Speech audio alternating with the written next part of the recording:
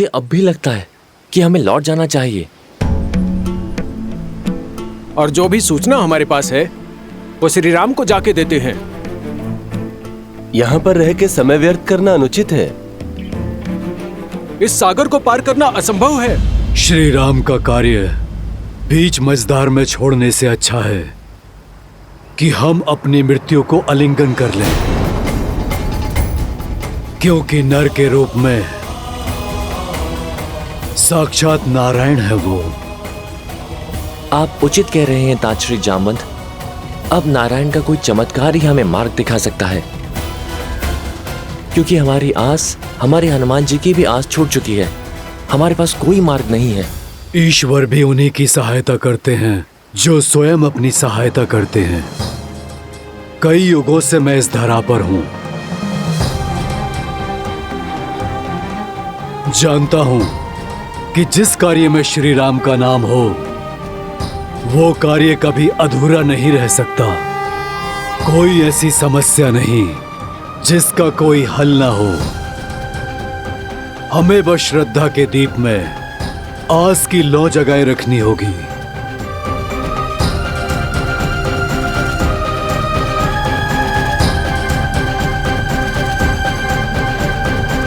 स्वामी, आपका अंश अवतार हनुमान आशा खो चुका है। अब उसे स्वयं से कौन मिलवाएगा?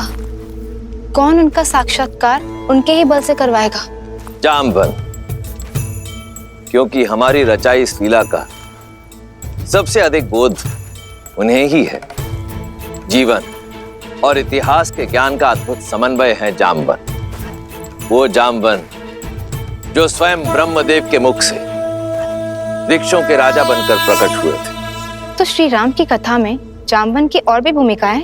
हाँ देवी, आने वाले इस धर्म युद्ध में जामवंत श्री राम के सहायक, उनके मार्गदर्शक बने।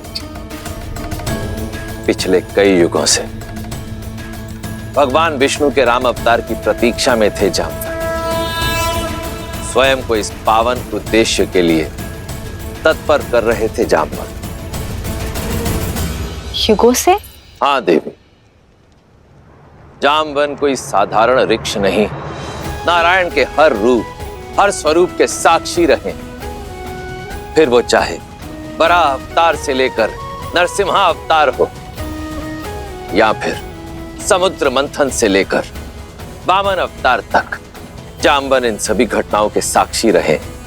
जब भगवान विष्णु ने वामन अवतार में असुरराज महाबली का दमन किया था, तब 21 बार भगवान वामन की प्रदक्षिणा देने वाले जामवंत ही थे। और अब राम अवतार में, राम रावण युद्ध में श्री राम के गुरु बनकर उनका मार्गदर्शन करने का दायित्व भी जामवंत ही संभालेंगे। भला हमें से लंका तक कौन जा सकता है? इतना सामर्थ्य तो हम में से किसी में भी नहीं है। संपाति ने हमें यह कहा था कि लंका यहाँ से कम 100 योजन दूर है। माना कि हम वानर हैं, किंतु इतनी दूरी तय करना तो हमारे लिए भी असंभव है। संपाति और जटायु माता सीता को बचाने के लिए अपने प्राण तक न्यौछावर करने से पीछे नहीं हटे, और तुम कहते हो कि हम पीछे हट जाएं? कदापि नहीं। अपने भीतर झांको। कौन है जो माता सीता तक पहुंचने के लिए इस विशाल महासागर के पार निकल सकता है?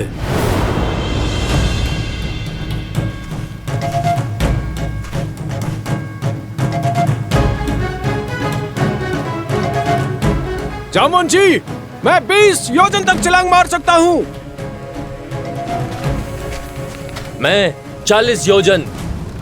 युवा अवस्था में मैं इतनी दूरी पार कर सकता था, किंतु अब शरीर में उतना बल नहीं।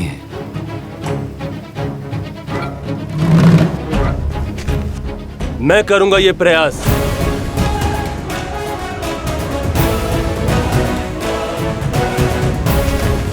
तुम्हारे सामर्थ्य पर संदेह नहीं है अंगद।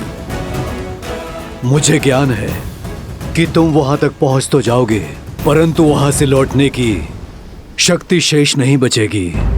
और फिर तुम युवराज हो, तुम्हारी रक्षा हमारे लिए आवश्यक है और तुम्हारा यहाँ सेना के साथ रहना भी आवश्यक है।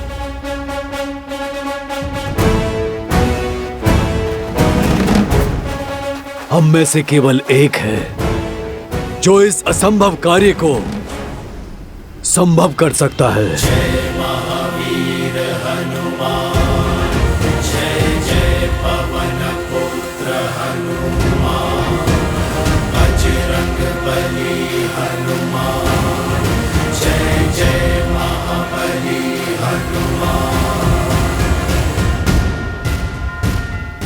जामवन जी, कहीं आपका संकेत मेरी ओर तो नहीं? नहीं ऋक्षराज, मैं ये नहीं कर सकता। इतना सामर्थ्य नहीं है मुझ में। सामर्थ्य है पर बोध नहीं है, बल है। किंतु तुम भूल चुके हो, बुद्धि में तुम्हारा कोई सानी नहीं है। पर्वत को मसान की भांति मसल देने की शक्ति है तुम में। तुम भूल गए कि श्री राम ने क्या कहा था? क्योंकि यह यात्रा केवल सीता की खोज की नहीं, तुम्हारे स्वयं को खोजने की भी है। पात्र हो पर परिचय नहीं है अपना। अपना परिचय जानते हो ना हनुमान? हाँ, मैं हनुमान हूँ, महाराज केसरी और माता अंजना का पुत्र हनुमान। किंतु हनुमान की पहचान और भी अधिक भव्य है। आ जाओ सब, हनुमान के जन्म की गाथा सुनाता हूं। उन्हें उनकी वास्तविकता का बोध कराता हूं।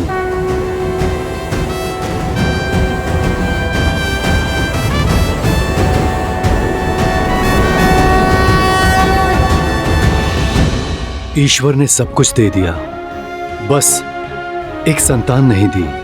कोई नहीं जो हमें श्रद्धांजलि दे सके हमारे जाने के बाद। आपकी पीड़ा मुझे भी बहुत कष्ट देती है वानरराज। भीतर ही भीतर इस वेदना से जलती हूँ। वानरराज केसरी को एक वंशज तक ना दे पाई। लेकिन ऐसा कोई नहीं है जो मेरा आंचल पकड़ के मुझसे हट करे, जिसे मैं लोरियां सुनाकर सुलाऊं। मुझे लगता है अब केवल महादेव ही हमारा कष्ट हर सकते हैं।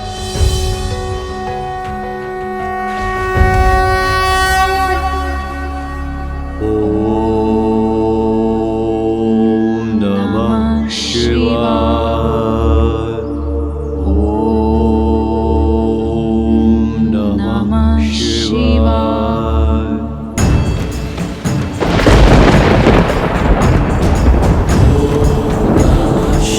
केसरी और अंजना पूरी श्रद्धा से तप में लगे रहे। पूरे 12 वर्षों तक उन्होंने कठिन प्रार्थना की, आस का आंचल नहीं छोड़ा और उनकी दृढ़ता ने महादेव को प्रसन्न कर दिया। वायुदेव, कृपया प्रकट हो। प्रणिपात महादेव। प्रणिपात माता। आदेश करें, इस दास का स्मरण कैसे किया आपने? क्या अपने वेग में कोई भूल तो नहीं हो गई मुझसे? भूल नहीं हुई, संसार का भला करने का अवसर मिला है आपको। एक बड़ा दायित्व सौंपने के लिए आपको यहाँ बुलाया गया है। महादेव की सेवा करके मैं धन्य हो जाऊंगा। अपनी भक्ति से प्राप्त शक्ति से रावण इस संसार में तनाव का वातावरण फैला रहा है। नारायण के अवतार श्री राम को एक भक्त की आवश्यकता होगी, जो मेरा ही अंशावतार होगा। देवी अंजना के गर्भ तक उसे पहुंचाने के लिए आपकी सहायता की आवश्यकता है वायुदेव। ये समझ लीजिए कि श्री हरि के इस दिव्य अवतार की गाथा में आपकी एक अत्यंत महत्वपूर्ण भूमिका होने वाली है। समय आने पर मेरे इस अंशावतार को संसार जिस नाम से पुकारेगा वो होगा हनुमान। वो हनुमान जो संसार में राम भक्ति की अलख जगाएगा। वो हनुमान जो इस संसार को सच्ची भक्ति का अर्थ समझाएगा, जो भक्त और भगवान के संबंध को एक नई ऊंचाई तक ले जाएगा, जो राम रावण युद्ध में श्री राम का प्रमुख सहायक बनेगा और देवी सीता की मुक्ति का मार्ग बनेगा। धन्य हूं मैं महादेव, आपकी इस इच्छा को मैं अवश्य पूर्ण करूंगा। हनुमान आपका अवतार होगा और उसे धरती पर ले जाने में मेरे सहयोग के कारण पवनसुत कहलाएगा। नमामि शंभुं पुरुषं पुराणं, नमामि सर्वज्ञं पारब्रह्मं, नमामि रुद्रं प्रभुं शयन्तं, नमामि शर्वं शिरसा नमामि। जय जय जय शंकर उमा महेश्वर। जगत कल्याण का मार्ग तुम्हारी प्रतीक्षा कर रहा है हनुमान। तुम्हारे बल का आभास कर सकता हूं मैं हनुमान।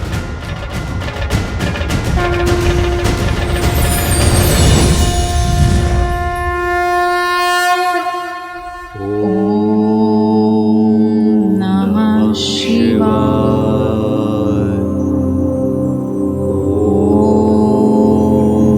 नमः शिवाय।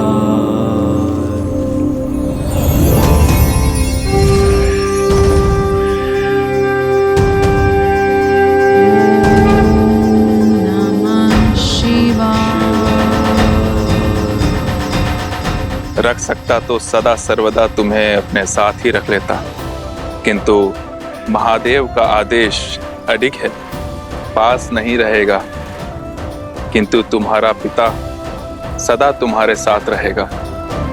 शंकर सुवन केसरी नंदन, तुम्हारा पिता कहलाने का गर्व मेरे जीवन का सबसे बड़ा धन होगा। पवनसुत,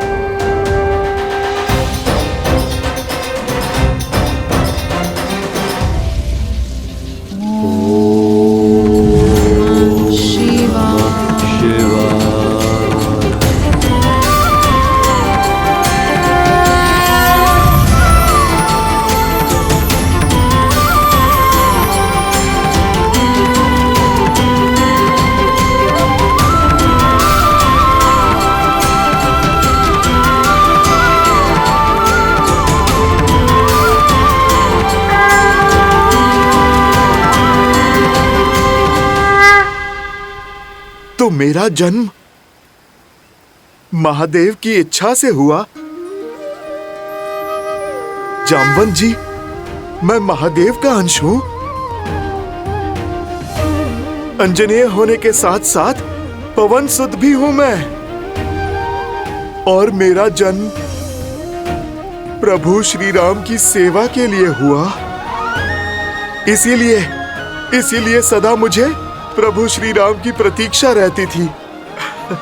धन्य हुआ मैं, मेरे श्री राम, प्रभु श्री राम। राम राम राम राम राम राम राम।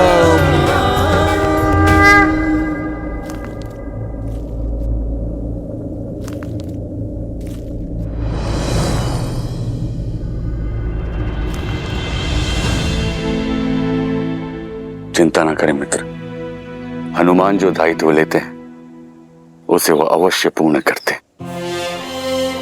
बस वही एक आशा शेष है मित्र, यही ना टूटे। मित्र, मैं आपको कुछ दिखाना चाहता हूं, वो जो हनुमान ने हमारे ऋषिमुख निवास के समय बनाया था। भाई,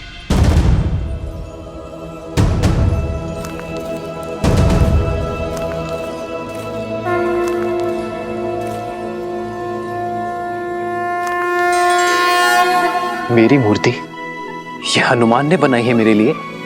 हाँ, बिना आपको देखे आपके लिए हनुमान की भक्ति और समर्पण उसकी कोई सीमा नहीं। अपने हृदय में उभरती छवि को वर्षों तक हर दिन अथक प्रयास से गढ़ा है उसने। भैया,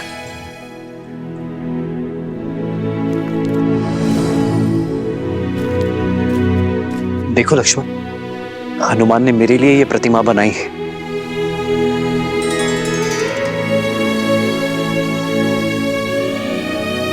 धन्य हुआ मैं लक्ष्मण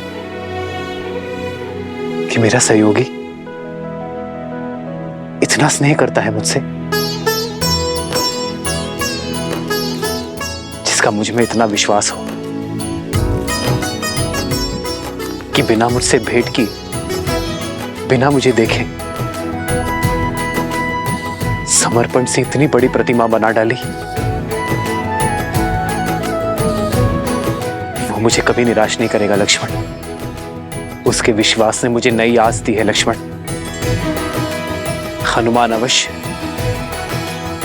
सीता को खोज कर लाएगा।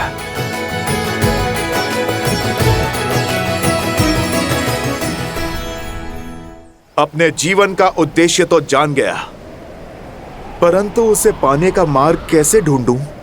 ऋक्षराज, इस महासागर को लांघने का सामर्थ्य मैं कहां से लाऊं? सूर्य कभी नहीं पूछता कि अपने अंदर उजाला कहां से लाए। इस तुच्छ सागर को महासागर कह रहे हो तुम कदाचित भूल रहे हो, अपने बाल्यकाल में तुमने बहुत ऊंची छलांग लगाई थी। इतनी ऊंची छलांग कि ऐसे सहस्त्र समुद्रों की दूरी उसमें समा जाए।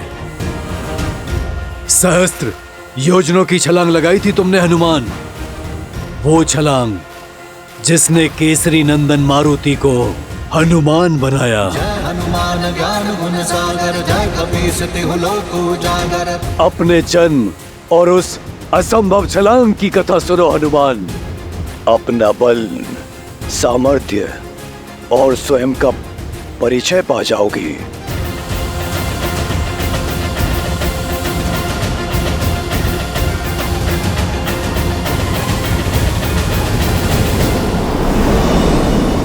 जन्मे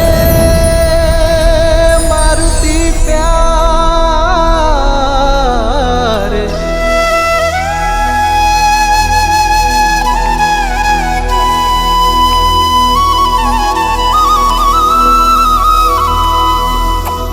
जन्मे मारुति प्यारे।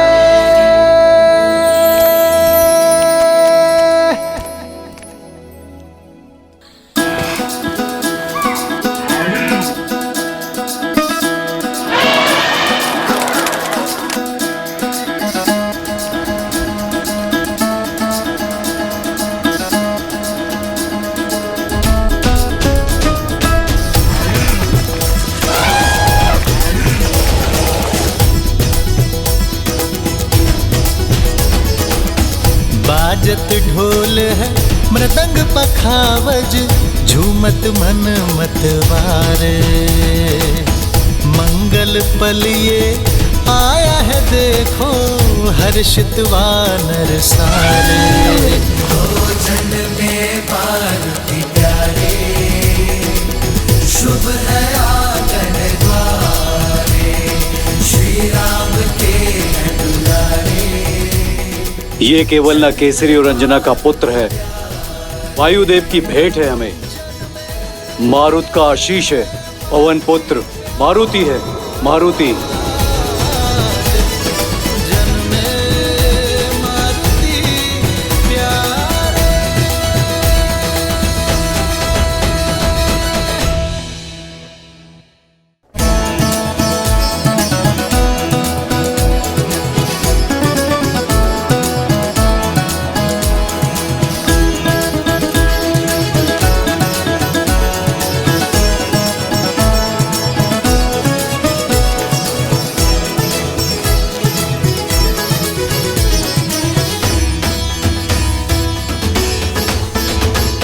सूरज सा मुकदम के चंचल नटखट नैना, तू भगवान का रूप है, तुझ सा भक्त कोई ना।